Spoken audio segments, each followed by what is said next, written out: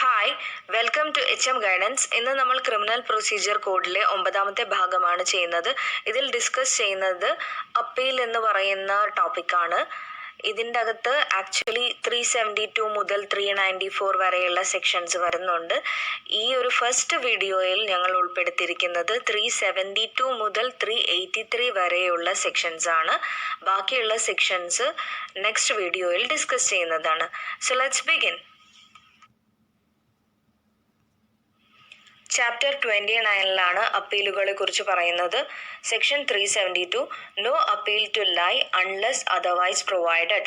മറ്റു വിധത്തിൽ വ്യവസ്ഥ ചെയ്തിട്ടില്ലാത്ത പക്ഷം അപ്പീൽ ഇല്ലെന്നാണ് ഇവിടെ പറയുന്നത്. ഈ നിയമസംഹിതയിലോ തത്സമയം പ്രാബല്യത്തിലിരിക്കുന്ന മറ്റേതെങ്കിലും നിയമത്തിലോ വ്യവസ്ഥ ചെയ്തിട്ടുള്ള വിധമൊഴികെ ക്രിമിനൽ കോടതിയുടെ ഏതെങ്കിലും വിധിന്യായത്തിൽ നിന്നോ ഉത്തരവിൽ നിന്നോ യാതൊരു അപ്പീലും ഉണ്ടായിരിക്കുന്നതല്ല.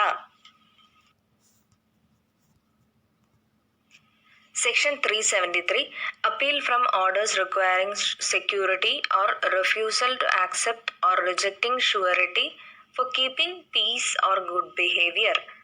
അതായത് സമാധാന പാലനത്തിനോ നല്ല നടപ്പിനോ ജാമ്യം ആവശ്യപ്പെടുന്നോ ജാമ്യക്കാരനെ സ്വീകരിക്കാൻ വിസമ്മതിക്കുന്നതോ നിരസിക്കുന്നതോ ആയ ഉത്തരവുകളിൽ നിന്നുള്ള അപ്പീൽ. ആരാണോ ഇനി ഒന്നിൽ എന്താണ് പറയുന്നത്? സമാധാന പാലനത്തിനോ നല്ല നടപ്പിനോ ജാമ്യം നൽകാൻ 117 വകുപ്പിൻ കീഴിൽ ഉത്തരവ് ചെയ്യപ്പെട്ടിട്ടുള്ളത്, അല്ലെങ്കിൽ 2 പറയുന്നത് ഒരു ജാമ്യക്കാരനെ സ്വീകരിക്കാൻ വിസമ്മതിക്കുന്നതോ നിരസിക്കുന്നതോ ആയ 121 വകുപ്പിൻ കീഴിലെ ഏതെങ്കിലും ഉത്തരവിനാൽ സങ്കടക്കാരനായിട്ടുള്ളത്, അങ്ങനെയുള്ള ഏതെങ്കിലും ആൾക്ക് അങ്ങനെയുള്ള ഉത്തരവിന് എതിരായി സെഷൻസ് കോടതിക്ക് അപ്പീൽ കൊടുക്കാവുന്നതാണ്. എന്നാൽ ഈ വകുപ്പിലെ യാതൊന്നും ആർക്കെതിരായുള്ള നടപടിക്രമങ്ങളാണോ 122 വകുപ്പ് 2 ഉപവകുപ്പിലെയോ 4 ഉപവകുപ്പിലെയോ വ്യവസ്ഥകൾ അനുസരിച്ച് സെഷൻസ് ജഡ്ജി മുമ്പാകെ വയ്ക്കപ്പെട്ടിട്ടുള്ളത് ആ ആളുകൾക്ക് ബാധകമാകുന്നതല്ല.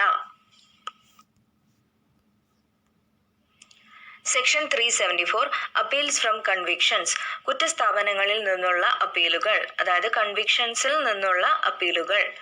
1ാമത്തെ സബ്സെക്ഷനിൽ പറയുന്നത് ഹൈക്കോടതി അതിൻ്റെ എക്സ്ട്രാഡിനറി ഒറിജിനൽ ക്രിമിനൽ ജൂറിസ്ഡിക്ഷനിൽ നടത്തുന്ന വിചാരണയിൽ കുറ്റസ്ഥാപനം ചെയ്യപ്പെടുന്ന ഏതെങ്കിലും ആൾക്ക് സുപ്രീം കോടതിക്ക് അപ്പീൽ കൊടുക്കാവുന്നതാണ്.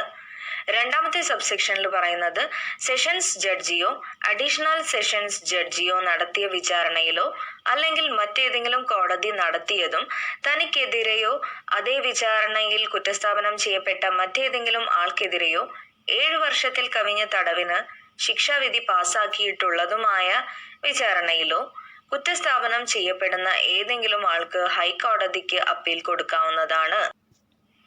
3ാമത്തെ സബ്സെക്ഷനിൽ പറയുന്നത് 2ാം സബ്സെക്ഷനിൽ വ്യവസ്ഥ ചെയ്ത വിധമൊഴികെ. ഇനി എയിൽ എന്താ പറയുന്നത്? മെട്രോപൊളിറ്റൻ മജിസ്ട്രേറ്റോ അസിസ്റ്റന്റ് സെഷൻസ് ജഡ്ജോ 1ാം ക്ലാസ് മജിസ്ട്രേറ്റോ 2ാം ക്ലാസ് മജിസ്ട്രേറ്റോ നടത്തിയ വിചാരണയിൽ കുറ്റസ്ഥാപനം ചെയ്യപ്പെടുന്നതോ അല്ലെങ്കിൽ ബിയിൽ പറയുന്നത് 325 വകുപ്പിൻ കീഴിൽ ശിക്ഷയ്ക്ക് വിധിക്കപ്പെടുന്നതോ അല്ലെങ്കിൽ സിയിൽ പറയുന്നത് ആരെ സംബന്ധിച്ചാണോ ഏതെങ്കിലും മജിസ്ട്രേറ്റ് 360 വകുപ്പിൻ കീഴിൽ ഉത്തരവ് ചെയ്യുകയോ ശിക്ഷാവിധി പാസാക്കുകയോ ചെയ്തിട്ടുള്ളത്. ഈ എല്ലാ സിറ്റുവേഷൻസിലും അവർക്ക് എന്ത് ചെയ്യാം? Appeal to the court of session. Section 375 പറയുന്നത് പ്രതി അപരാധിയാണെന്ന് സമ്മതിക്കുന്ന ചില കേസുകളിൽ അപ്പീൽ ഇല്ല എന്നാണ്. 374 സെക്ഷനിൽ എന്ത് തന്നെ അടങ്ങിയിരുന്നാലും പ്രതി അപരാധിയാണെന്ന് സമ്മതിക്കുകയും അങ്ങനെയുള്ള സമ്മതത്തിന്മേൽ കുറ്റസ്ഥാപനം ചെയ്യപ്പെടുകയും ചെയ്തിട്ടുള്ളിടത്ത് എയിൽ പറയുന്നത് എന്താ?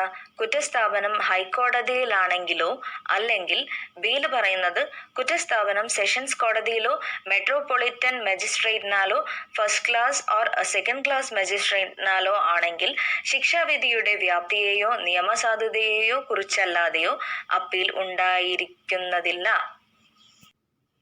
Section 376 no appeal in petty cases. Petty കേസുകളിൽ അപ്പീൽ ഇല്ലെന്നാണ് ഇവിടെ പറയുന്നത്.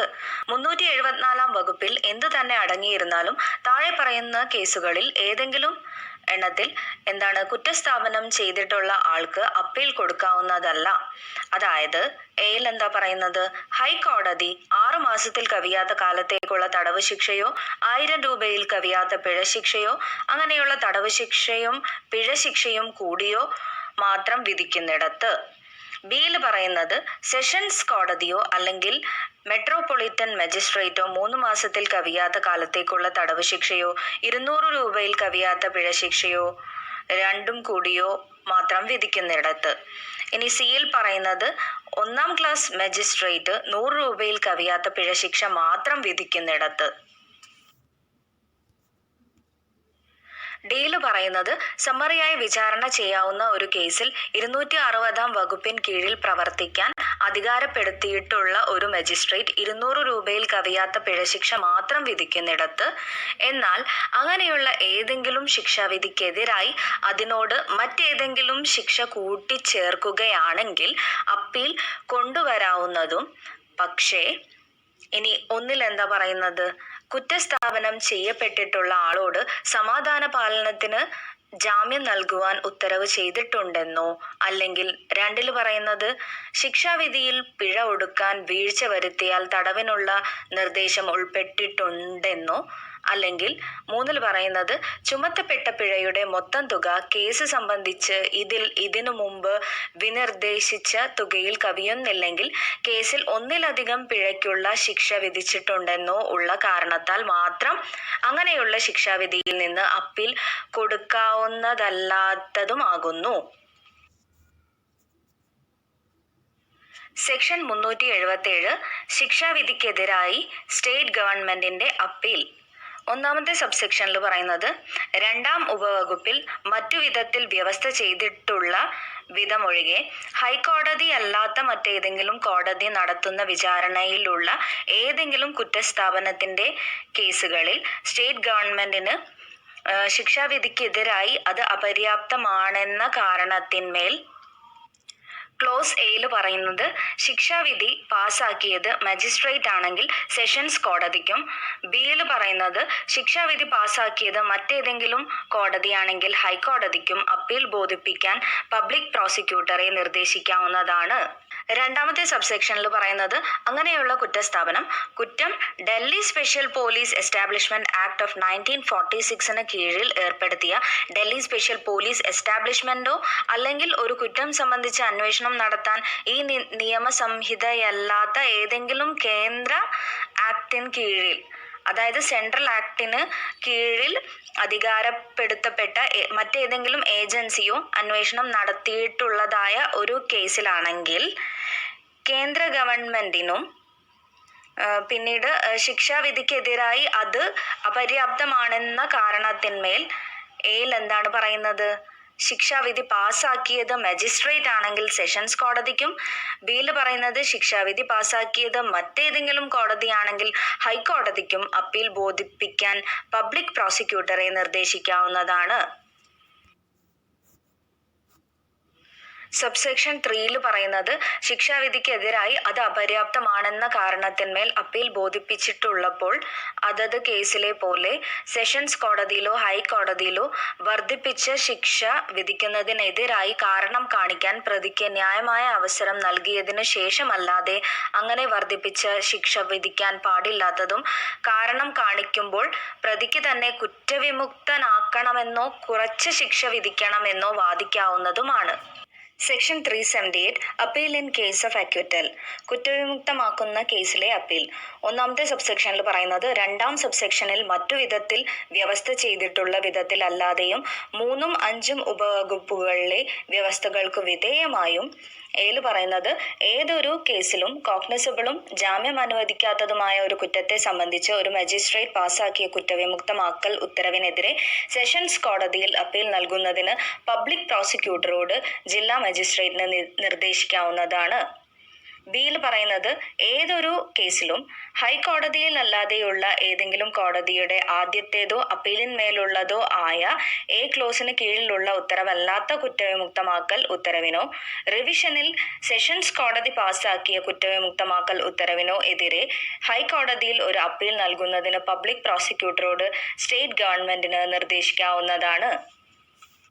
രണ്ടാമത്തെ സബ്സെക്ഷനിൽ പറയുന്നത് അങ്ങനെയുള്ള കുറ്റവിമുക്തമാക്കൽ ഉത്തരവ് കുറ്റം Delhi special police establishment act of 1946 കീഴിൽ ഏർപ്പെടുത്തിയ ഡൽഹി സ്പെഷ്യൽ പോലീസ് എസ്റ്റാബ്ലിഷ്മെന്റോ അല്ലെങ്കിൽ ഒരു കുറ്റം സംബന്ധിച്ച് അന്വേഷണം നടത്തുവാൻ ഈ നിയമസംഹിതയല്ലാത്ത ഏതെങ്കിലും സെൻട്രൽ ആക്ടിന് കീഴിൽ അധികാരപ്പെടുത്തപ്പെട്ട മറ്റേതെങ്കിലും ഏജൻസിയോ അന്വേഷണം നടത്തിയിട്ടുള്ള കേസിൽ പാസാക്കപ്പെട്ടിട്ടുള്ളതാണെങ്കിൽ മൂന്നാം ഉപവകുപ്പിലെ വ്യവസ്ഥകൾക്ക് വിധേയമായി കേന്ദ്ര ഗവൺമെന്റിന് ഏൽ പറയുന്നത് കോഗ്നിസബിളും ജാമ്യം അനുവദിക്കാത്തതുമായ ഒരു കുറ്റത്തെ സംബന്ധിച്ച് ഒരു മജിസ്ട്രേറ്റ് പാസാക്കിയ കുറ്റവിമുക്തമാക്കൽ ഉത്തരവിനെതിരെ സെഷൻസ് കോടതിയിലോ ബിയിൽ പറയുന്നത് ഹൈക്കോടതി അല്ലാതെയുള്ള ഏതെങ്കിലും കോടതി പാസാക്കിയ ആദ്യത്തേതോ അപ്പീലിന്മേലുള്ളതോ ആയ എ ക്ലോസിന് കീഴിലുള്ള ഉത്തരവല്ലാത്ത ഒരു കുറ്റവിമുക്തമാക്കൽ ഉത്തരവിനോ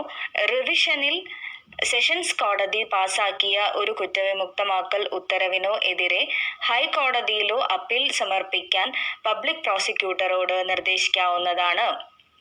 മൂന്നാമത്തെ സബ്സെക്ഷനിൽ പറയുന്നത് ഒന്നാം സബ്സെക്ഷനോ രണ്ടാം സബ്സെക്ഷനോ കീഴിൽ ഹൈക്കോടതിയുടെ അനുമതിയോടു കൂടിയല്ലാതെ ഹൈക്കോടതിക്ക് യാതൊരു അപ്പീലും സ്വീകരിക്കാൻ പാടുള്ളതല്ല. നാലാമത്തെ സബ്സെക്ഷനിൽ പറയുന്നത് അങ്ങനെയുള്ള കുറ്റവിമുക്തമാക്കൽ ഉത്തരവ് പരാതിയിന്മേൽ നടപടി ആരംഭിക്കപ്പെട്ട ഏതെങ്കിലും കേസിൽ പാസാക്കിയതായിരിക്കുകയും പരാതിക്കാരൻ ഹൈക്കോടതിക്ക് കൊടുക്കുന്ന അപേക്ഷയിന്മേൽ കുറ്റവിമുക്തമാക്കൽ ഉത്തരവിൽ നിന്ന് ഇതിലേക്ക് അപ്പീൽ കൊടുക്കാൻ ഹൈക്കോടതി പ്രത്യേക അനുമതി നൽകുകയും ചെയ്യുന്നുവെങ്കിൽ പരാതിക്കാരന് ഹൈക്കോടതിക്ക് അങ്ങനെയുള്ള അപ്പീൽ ബോധിപ്പിക്കാവുന്നതാണ്. അഞ്ചിൽ പറയുന്നത്, അതായത് അഞ്ചാമത്തെ സബ്സെക്ഷനിൽ പറയുന്നത് കുറ്റവിമുക്തമാക്കൽ ഉത്തരവിൽ നിന്ന് അപ്പീൽ കൊടുക്കാൻ പ്രത്യേക അനുമതി നൽകാൻ വേണ്ടി നാലാം സബ്സെക്ഷന് കീഴിലെ യാതൊരു അപേക്ഷയും കുറ്റവിമുക്തമാക്കൽ ഉത്തരവിന്റെ തീയതി മുതൽ കണക്കുകൂട്ടി പരാതിക്കാരൻ പബ്ലിക് സർവന്റ് ആയിട്ടുള്ളിടത്ത് 6 മാസവും മറ്റേതൊരു കേസുകളിലും 60 ദിവസവും കഴിഞ്ഞതിന് ശേഷം ഹൈക്കോടതി സ്വീകരിക്കാൻ പാടുള്ളതല്ല. ആറാമത്തെ സബ്സെക്ഷനിൽ പറയുന്നത് ഏതെങ്കിലും കേസിൽ കുറ്റവിമുക്തമാക്കൽ ഉത്തരവിൽ നിന്ന് അപ്പീൽ കൊടുക്കാൻ പ്രത്യേക അനുമതി നൽകുന്നതിന് വേണ്ടിയുള്ള നാലാം സബ്സെക്ഷന് കീഴിലെ അപേക്ഷ നിരസിക്കുന്നുവെങ്കിൽ ആ കുറ്റവിമുക്തമാക്കൽ ഉത്തരവിൽ നിന്ന് ഒന്നാം സബ്സെക്ഷനോ രണ്ടാം സബ്സെക്ഷനോ കീഴിൽ യാതൊരു അപ്പീലും ഉണ്ടായിരിക്കുന്നതല്ല. Section 379 Appeal against conviction by High Court in certain cases. ചില കേസുകളിൽ ഹൈക്കോടതിയുടെ കുറ്റസ്ഥാപനത്തിന് എതിരായുള്ള അപ്പീൽ. കുറ്റാരോപണം ചെയ്യപ്പെട്ട ഒരാളെ കുറ്റവിമുക്തനാക്കിക്കൊണ്ടുള്ള ഒരു ഉത്തരവ് ഹൈക്കോടതി അപ്പീൽ മറിച്ച് വിധിക്കുകയും അയാളെ കുറ്റസ്ഥാപനം ചെയ്യുകയും അയാൾക്ക് മരണശിക്ഷയോ ജീവപര്യന്ത തടവ് ശിക്ഷയോ 10 വർഷമോ അതിൽ കൂടുതലായ കാലത്തേക്കുള്ള തടവ് ശിക്ഷയോ വിധിക്കുകയും ചെയ്തിട്ടുള്ളിടത്ത് അയാൾക്ക് സുപ്രീം കോടതിക്ക് അപ്പീൽ കൊടുക്കാവുന്നതാണ്. സെക്ഷൻ 380 പറയുന്നത് ചില കേസുകളിൽ അപ്പീലിനുള്ള പ്രത്യേക അവകാശം, special right of appeal in certain cases. ഈ അധ്യായത്തിൽ എന്തു തന്നെ അടങ്ങിയിരുന്നാലും ഒരേ വിചാരണയിൽ ഒന്നിലധികം ആളുകളെ കുറ്റസ്ഥാപനം ചെയ്യുകയും അങ്ങനെയുള്ള ആളുകളിൽ ആരെയെങ്കിലും സംബന്ധിച്ച് അപ്പീൽ കൊടുക്കാവുന്ന വിധിയോ ഉത്തരവോ പാസാക്കിയിരിക്കുകയും ചെയ്യുമ്പോൾ അങ്ങനെയുള്ള വിചാരണയിൽ കുറ്റസ്ഥാപനം ചെയ്യപ്പെട്ട എല്ലാവർക്കും അല്ലെങ്കിൽ അവരിൽ ഏതെങ്കിലും ആൾക്ക് അപ്പീലിനുള്ള അവകാശമുണ്ടായിരിക്കുന്നതാണ്. സെക്ഷൻ 381 പറയുന്നത് appeal to court of session how heard. സെഷൻസ് കോടതിക്കുള്ള അപ്പീൽ കേൾക്കുന്നത് എങ്ങനെയെന്നാണ് ഇവിടെ പറയുന്നത്. ഒന്നാമത്തെ സബ്സെക്ഷനിൽ പറയുന്നത് രണ്ടാം സബ്സെക്ഷനിലെ വ്യവസ്ഥകൾക്ക് വിധേയമായി സെഷൻസ് കോടതിക്കോ സെഷൻസ് ജഡ്ജിക്കോ ഉള്ള അപ്പീൽ സെഷൻസ് ജഡ്ജിയോ അഡീഷണൽ സെഷൻസ് ജഡ്ജിയോ കേൾക്കേണ്ടതാകുന്നു. എന്നാൽ സെക്കൻഡ് ക്ലാസ് മജിസ്ട്രേറ്റ് നടത്തിയ വിചാരണയിലെ കുറ്റസ്ഥാപനത്തിനെതിരായുള്ള അപ്പീൽ അസിസ്റ്റന്റ് സെഷൻസ് ജഡ്ജിക്കോ ചീഫ് ജുഡീഷ്യൽ മജിസ്ട്രേറ്റിനോ കേൾക്കുകയും തീർപ്പാക്കുകയും ചെയ്യാവുന്നതാണ്. രണ്ടാമത്തെ സബ്സെക്ഷനിൽ പറയുന്നത് അഡീഷണൽ സെഷൻസ് ജഡ്ജിയോ അസിസ്റ്റന്റ് സെഷൻസ് ജഡ്ജിയോ ചീഫ് ജുഡീഷ്യൽ മജിസ്ട്രേറ്റോ ആ ഡിവിഷനിലെ സെഷൻസ് ജഡ്ജി സാമാന്യമോ പ്രത്യേകമോ ആയ ഉത്തരവ് വഴി തന്നെ ഏൽപ്പിക്കുന്നതോ അല്ലെങ്കിൽ ഹൈക്കോടതി പ്രത്യേക ഉത്തരവ് വഴി തന്നെ ഏൽപ്പിക്കുന്നതോ അല്ലെങ്കിൽ ഹൈക്കോടതി പ്രത്യേകം ഉത്തരവ് വഴി കേൾക്കണമെന്ന് നിർദ്ദേശിക്കുന്നതോ ആയ അപ്പീലുകൾ മാത്രമേ കേൾക്കാൻ പാടുള്ളൂ. Section 382 petition of appeal. Appeal ഹർജി. ഏതൊരു അപ്പീലും അപ്പീൽ വാദിയോ അയാളുടെ വക്കീലോ ബോധിപ്പിക്കുന്ന ലിഖിതമായ ഹർജിയുടെ രൂപത്തിൽ കൊടുക്കേണ്ടതും അങ്ങനെയുള്ള ഏതൊരു ഹർജിയുടെയും ഒപ്പം അത് ബോധിപ്പിക്കപ്പെടുന്ന കോടതി മറ്റു വിധത്തിൽ നിർദ്ദേശിക്കാത്ത പക്ഷം ഏതു വിധിന്യായത്തിനോ ഉത്തരവിനോ എതിരായാണോ അപ്പീൽ കൊടുത്തിട്ടുള്ളത് ആ വിധിന്യായത്തിന്റെയോ ഉത്തരവിന്റെയോ പകർപ്പും ഉണ്ടായിരിക്കേണ്ടതാണ്. സെക്ഷൻ 383 അപ്പീൽ വാദി ജയിലിലായിരിക്കുമ്പോഴുള്ള നടപടിക്രമം. Procedure when appellant in jail. Appeal വാദി ജയിലിലാണെങ്കിൽ അയാൾക്ക് തന്റെ അപ്പീൽ ഹർജിയും അതോടൊപ്പമുള്ള പകർപ്പുകളും ജയിലിന്റെ ചാർജുള്ള ഉദ്യോഗസ്ഥന് ബോധിപ്പിക്കാവുന്നതും അതോടെ ആ ഉദ്യോഗസ്ഥൻ അങ്ങനെയുള്ള ഹർജിയും പകർപ്പുകളും ശരിയായ അപ്പീൽ കോടതിക്ക് അയക്കേണ്ടതുമാകുന്നു.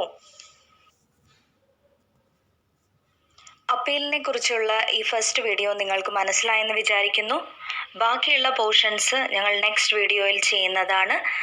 സോ ഈ വീഡിയോ ഇഷ്ടപ്പെട്ടെങ്കിൽ ലൈക്ക് ചെയ്യുക, ഷെയർ ചെയ്യുക, സബ്സ്ക്രൈബ് ചെയ്യുക. താങ്ക്